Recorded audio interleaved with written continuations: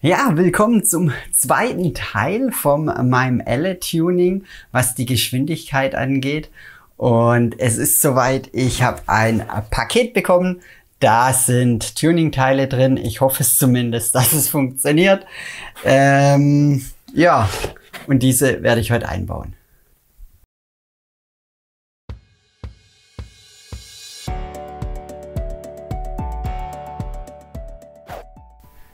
Endlich geht es weiter. Das hat jetzt etwas länger gedauert. Ich habe mir erstmal Gedanken machen müssen, wie das überhaupt, wie ich jetzt weitermache, wie das Ganze funktioniert. Soll ich es abblasen oder nicht? Denn ich habe Teile bekommen. Da sind sie nun. Ich habe zum einen mal ein großes Zahnrad, was jetzt hier drauf kommt, auf das bereits vorhandene. Und dann habe ich hier noch ein kleineres Zahnrad und auch noch einen passenden Zahnriemen dazu. Ja, die ganzen Teile haben mich jetzt ganz grob 150 € gekostet. Habe ich bei zahnriemen24.de bestellt. Die haben mir einfach am besten zugesagt. Und das ist wirklich richtig cool. Ich habe die im Prinzip so anfertigen lassen, wie ich es benötigt habe. Ich habe dann ja einfach die Maße, kann man alles im PC auswählen. Richtig cooler Shop. Hat mir echt super zugesagt und das passt. Okay, die werde ich heute einbauen. Ich hoffe, das funktioniert und ihr dürft dabei sein. Ich hätte gesagt, leg mal einfach los. Okay, dann hätte ich gesagt, fang mal an. Ich habe gar nichts mehr verändert. Das passt alles soweit. Ich muss nichts mehr demontieren. Das Ganze habe ich ja schon in Teil 1 demontiert. Wenn ihr heute übrigens zum ersten Mal hier einschaltet und ihr euch fragt, was mache ich hier denn überhaupt, dann schaut euch doch bitte Teil 1 an. Dann blende ich euch jetzt oben ein. Und da seht ihr alles, wie, wo, was und warum ich jetzt überhaupt so weit bin. Okay, gut. Ich probiere jetzt einfach mal, ob die Teile überhaupt passen. Es kann ja sein, die passen gar nicht. Das Teil soll jetzt da drüber. Ja, ich gehe einfach mal in die Kamera. Da sieht man es, glaube ich, besser. Ich habe mir das jetzt so gedacht, dass diese Version hier drauf passt. Es hat genau, müsste genau 22 mm haben. Und das sieht richtig gut aus. Jawohl. Geht drauf. Das ist ja richtig geil, hey. Absolut. Absolut genial. Das funktioniert. Es geht drauf. Ich glaub's ja nicht. Und da kommen jetzt, hier sollen jetzt Matenschrauben noch rein und das Ganze dann fixieren. Ich sehe jetzt gerade, ich habe hier ein bisschen Luft. Das stört mich etwas. Ich wollte eigentlich ganz hingehen. Warum habe ich da Luft? Ja, genau. Seht ihr? Kamera. Jetzt stellt sich scharf. Die ist hier ein bisschen abgerundet. Da gehe ich nachher vielleicht kurz mit der Flex hin. Schauen wir mal. Okay, ich probiere es einfach mal. Also das große passt auf jeden Fall. Das ist jetzt übrigens ein Riemen, wie nennt das sich? HTD? HDT, HTD, egal. Auf jeden Fall ist der rund und nicht mehr eckig. Er soll mehr Kräfte übertragen können und soll das Ganze dementsprechend dann auch besser, ja, er soll auch ein Ticken leiser sein. Bisschen weiter weg, so. Da müsste das Ganze dann soweit passen. Gut, das kleine Teil, das sieht auch ähnlich aus. Das ist ein bisschen anders gefertigt. Das hat links und rechts noch so, ja, so Wandungen, damit der Riemen nicht runterrutscht. Das ist jetzt eine 16er Zahnung. Das hier ist Serie wie Serie auch. Serie sind 50 Zähne, das sind 48, aber der Außendurchmesser ist jeweils der gleiche. Ja, wie gesagt, das ist schon mal richtig knapp. Schaut euch das mal an. Also Wahnsinn. Wirklich Wahnsinn. Da stehen wirklich nur noch 2 mm oder so. Gerade mal 2-3 Gewindegänge. Das ist auch aus Stahl gefertigt, das andere aus Aluminium. Und da bin ich jetzt echt gespannt. Die Idee ist, das soll jetzt hier drüber gehen. Ich habe hier mit der Schieblehre gemessen. Das hat etwas mehr als 13 mm, dieses Teil hier. Und das hier gibt's mit einer Bohrung, ich habe es angefertigt mit 13. Ich hätte eigentlich so 13,2 gebraucht, aber es geht natürlich nicht, beziehungsweise ist natürlich sehr schwierig. Ich komme etwas drauf, aber nicht arg. Okay. Ja, ich möchte eigentlich noch ein bisschen weiter drauf. Na, minimal komme ich drauf, das funktioniert nicht ganz. Okay, war mir eigentlich schon klar. Ich habe hier, nochmal nachmessen, ja, die haben das gebohrt mit normale Normbohrung, denke ich jetzt mal, 12,9, 12,92, 12,8, 12,9 und das Teil hier hat ja 13,1. Also das bedeutet, ich habe 0,2 Millimeter, die weg müssen. Ja, ich hätte jetzt gesagt, entweder warm machen, also heiß machen mit einem Heißluftföhn das Ganze. Oder einfach hier einmal kurz mit dem Schleifpapier ran. Ich denke 0,2 Millimeter, das wären pro Zahn 0,1 Millimeter. Das dürfte eigentlich in der Serie auch nichts ausmachen. Er dürfte eigentlich noch genügend Grip dann in der Serie haben. So mache ich das jetzt auch kurz. Ich gehe kurz her mit einem Schleifpapier, das hole ich kurz und dann schleife ich kurz minimal die Zähne ab. So, Schleifpapier habe ich jetzt geholt, das hat 180er Körnung. Ich mache jetzt mal den Mäher an und lasse ihn auf der niedrigsten Stufe mal laufen, ganz langsam und fange einfach mal an, das Ding etwas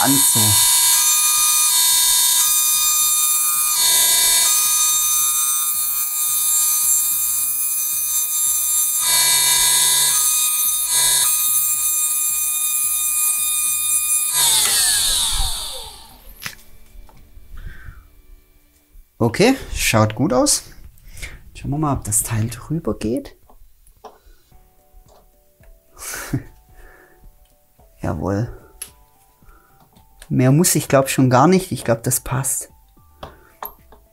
Das passt. Mehr muss ich gar nicht, weil mehr kann ich eigentlich auch gar nicht. Das ist, glaube ich, richtig gut.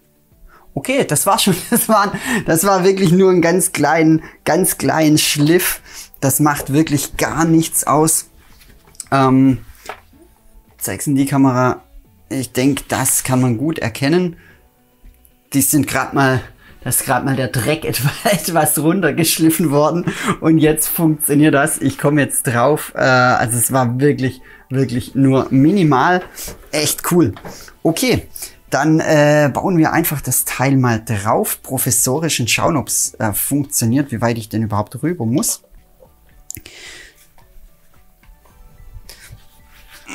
Jetzt tun wir das mal runter.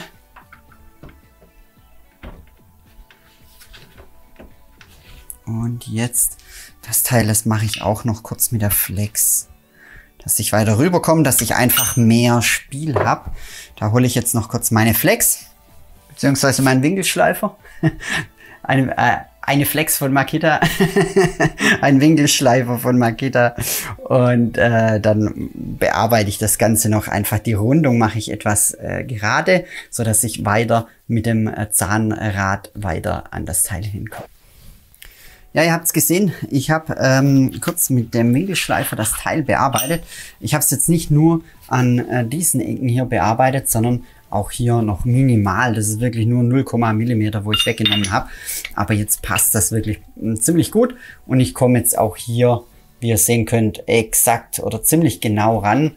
Und jetzt kommen noch Matenschrauben rein, um das Ganze zu befestigen. Und dann werde ich einfach mal einen Durchlauf starten.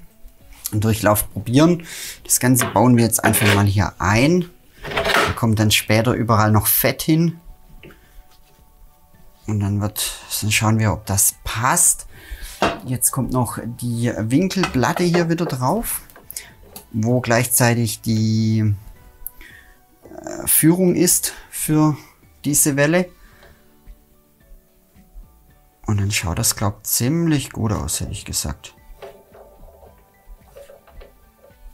Jupp, super.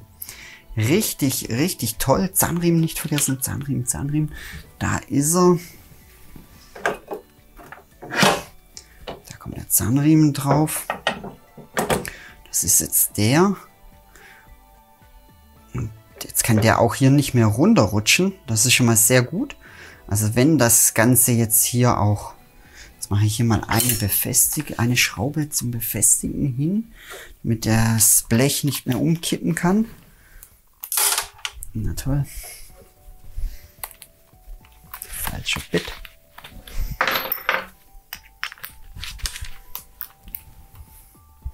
So, eine Schraube zum Befestigen.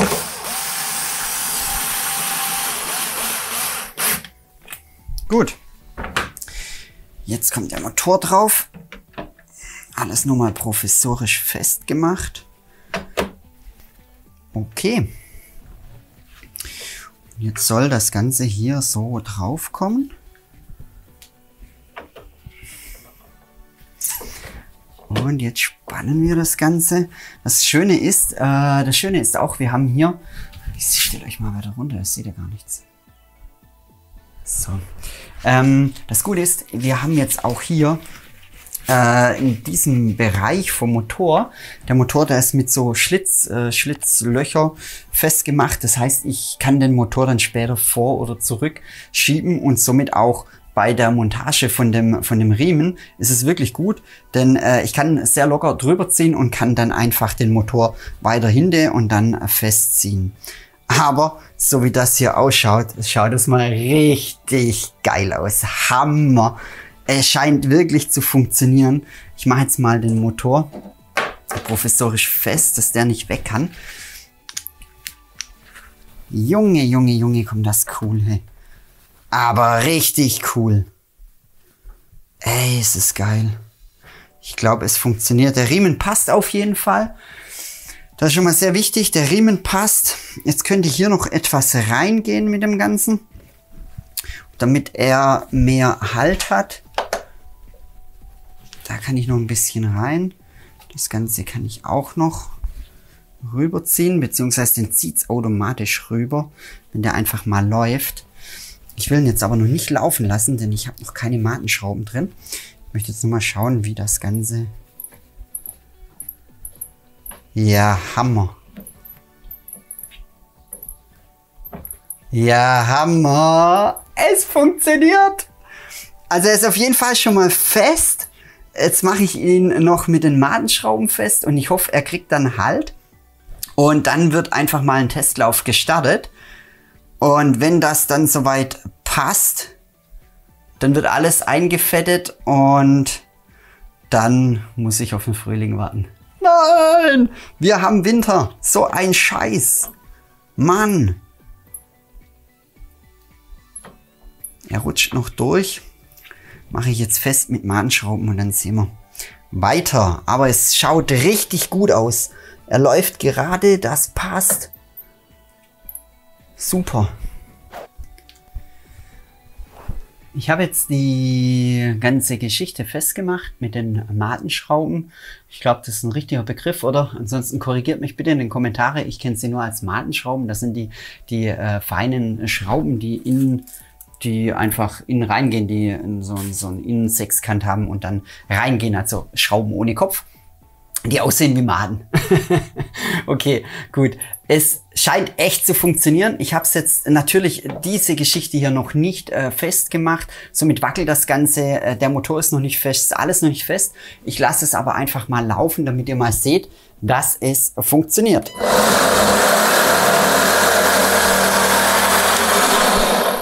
Wie ihr seht, es sind noch starke Vibrationen. Das Ding eiert auch noch rum, da hier, wie gesagt, das Ganze noch keinen Halt hat.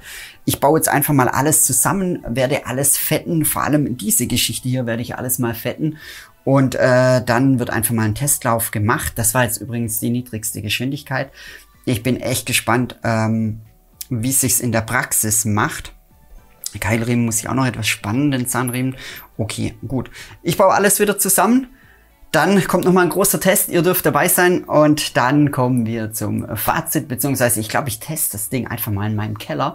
Ich glaube, ich fahre da einfach mal im Keller entlang und dann sehe ich es auch mal von der Geschwindigkeit, ob es passt oder nicht passt.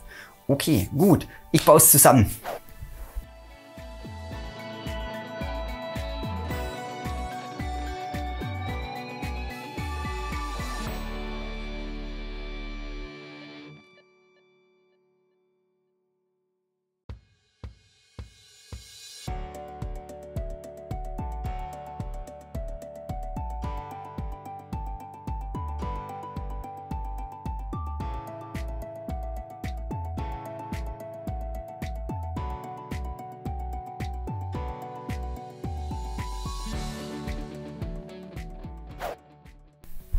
ich bin fertig.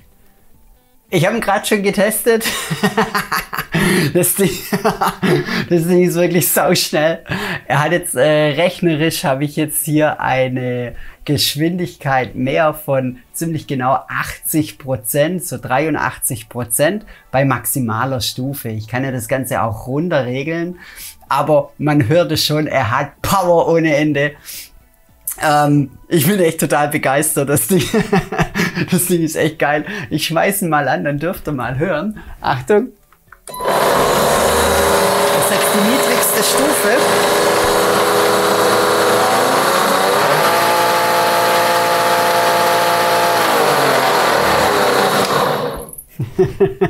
Ihr hört's, man hört schon richtig, er dreht richtig brutal hoch. Das ist richtig cool. Ich freue mich auf jeden Fall auf den Frühling. Ich bin total hin und weg. Es hat funktioniert. Ich glaub's ja nicht. Ich hatte erst wirklich brutale Rückschläge, aber ich find's richtig cool. Ich baue alles voll zusammen. Und ich hätte einfach gesagt, ich zeige euch noch anhand von, genau, ich habe euch im ersten Video mal gezeigt, wie langsam er läuft mit dem Klebestreifen hinten an der Walze. Das Ganze, ich baue die Kamera um und zeige es euch einfach kurz. So machen wir es. Der Klebestreifen ist, glaube ich, noch dran, soweit ich weiß. Also ich habe ihn nicht weggemacht, der müsste, glaube ich, noch dran sein. Da ist er. Da ist er noch. Ich zeige euch jetzt erstmal die langsamste Stufe und dann die schnellste.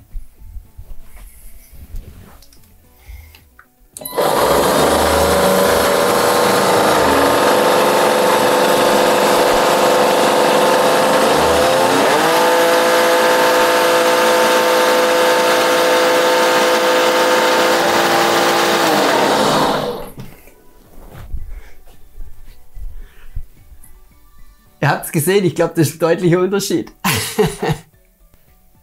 Mein Ellet ist umgebaut, er ist jetzt richtig cool. Wie gesagt, ich konnte ihn leider noch nicht draußen testen, aber ich höre schon und ich kenne ihn sehr gut. Ich kenne ihn in- und auswendig und ich weiß, das Ding ist jetzt richtig knackschnell.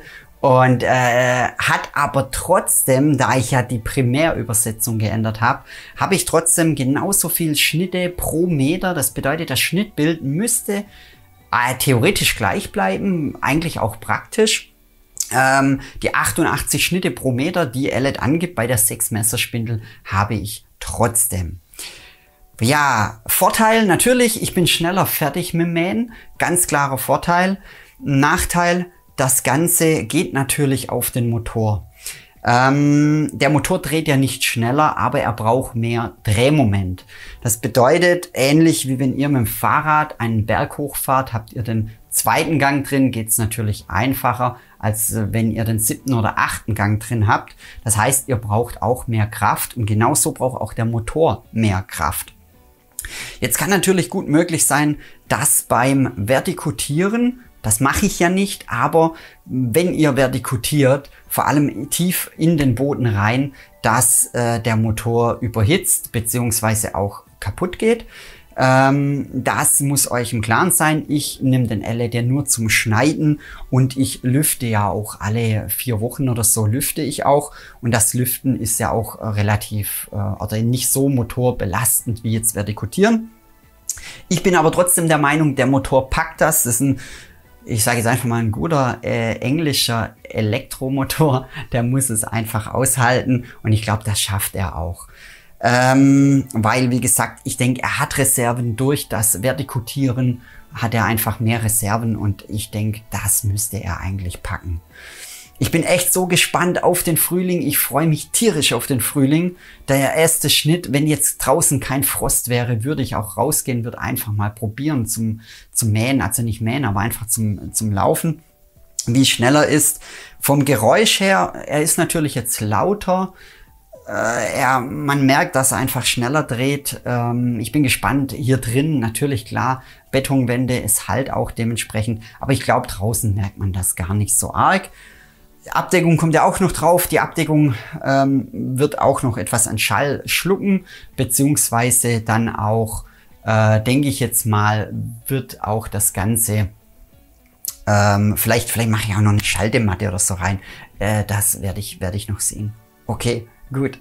Ich bin auf jeden Fall sehr gespannt, wie es weitergeht und wie er sich in der Praxis macht. Okay, das war's dann mit dem Video. Ich hoffe, euch hat's gefallen, und wenn ihr ein LED Liberty habt, könnt ihr das Ganze natürlich nachbauen.